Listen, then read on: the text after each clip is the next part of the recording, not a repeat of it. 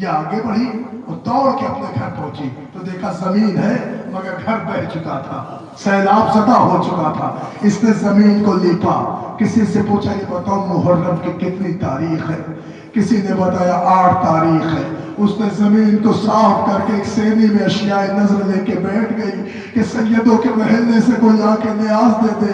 صبح سے شام ہو گئی، کوئی نہیں آیا، مگر اس سنسان وادی میں جب رات آئی کوئی نہ آیا تو یہ دلی دل میں سوچتی رہی کہ سیدوں کو پتا ہے میرا گھر بہ گیا ہے، یہاں پانی پانی ہے، انہیں کیا پتا کہ پانی نیچے اتر گیا ہے، کوئی نہیں آیا۔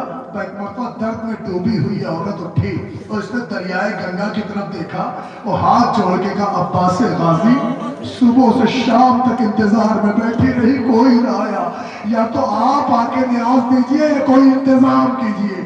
یہ کہہ کے ابھی مڑی تھی کہ کیا دیکھا، ایک عالم دین ہے، سر پہ امامہ ہے، دوش پردہ ہے، یہ سمجھ گئی کہ لگتا ہے کہ شہر میں کوئی اشرا خطاب کرنے مجلس پڑھنے عالم آئے ہیں۔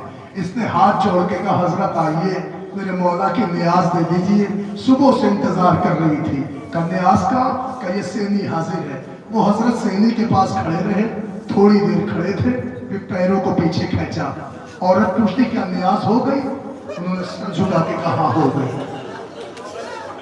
عورت نے ہاتھ جوڑ کے کہا حضرت آپ عالم دین ہیں، میں پرارتھنا کرتی ہوں ایک بار میرے مولا کی اور نیاز دے دے۔ وہ آنے والے سینی کے پاس کھڑے ہو، تھوڑی دیر کھڑے رہے، پھر پیروں کو کھینچ لیا۔ پوچھتی ہو گئی نیاز؟ کہا ہو گئی۔ اس نے کہا دیکھیں میں آخری دفعہ آپ سے ونتی کرتی ہوں، چھوٹے حضرت کی نیاز ہمیشہ کرا آئی ہوں، ایک دفعہ نیاز دے دے۔ وہ سینی کے پاس کھڑے رہے، پیروں کو کھینچا، ہو گئی نیاز؟ کہا ہو گئی۔ عورت روئی، رو کے کہتی آپ کو نہیں پتا میں اس نیاز کے لیے سال بھر تڑپتی ہوں، میں ہمیشہ اپنے مولا کی نیاز کرتی ہوں، میں مسلمان تو ہوں نہیں کہ مجھے پتا ہو کہ آپ لوگ پڑھتے کیا ہو، لیکن جب سے میں نیاز کراتی ہوں جب بھی کوئی سید نیاز کو آتا ہے کیا پڑھتا ہے یہ نہیں پتا، لیکن جیسے ہی کھڑا ہوتا ہے سب سے پہلے اپنے ہاتھوں کو اٹھاتا ہے۔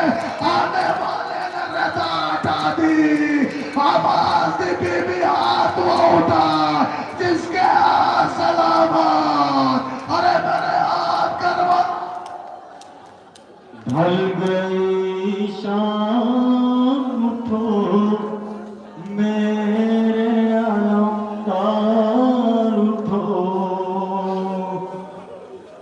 ڈھل گئی شام اٹھو میرے علمدار اٹھو،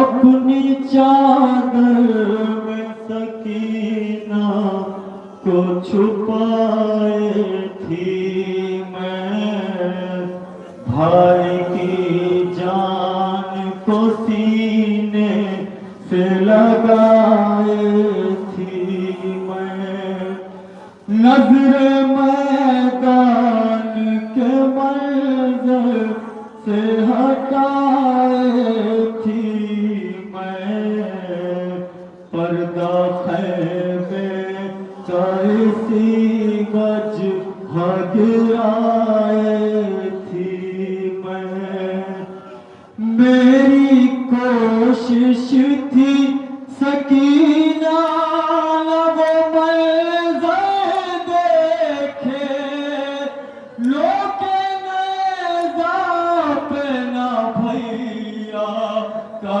کٹا سر دیکھے، ڈھل گئی شام اٹھو میرے علمدار اٹھو، شب ہے تاریک کوئی مونس و یاور بھی نہیں، قاسم و آن و محمد علی اکبر بھی نہیں، سر چھپانے کے لیے اب تو یہاں گھر بھی نہیں، پاس کچھ بھی نہیں تم بھی نہیں چادر بھی نہیں، بہر امداد یاد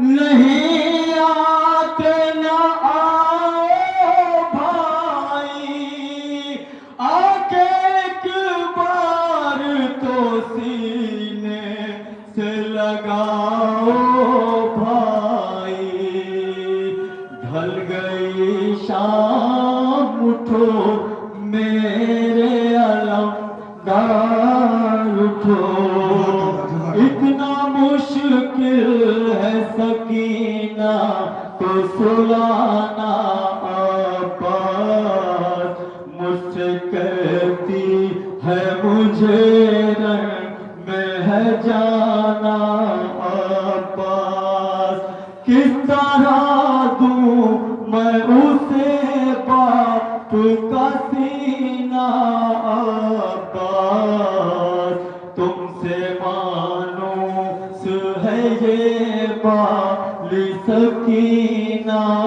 عباس اس اندھیرے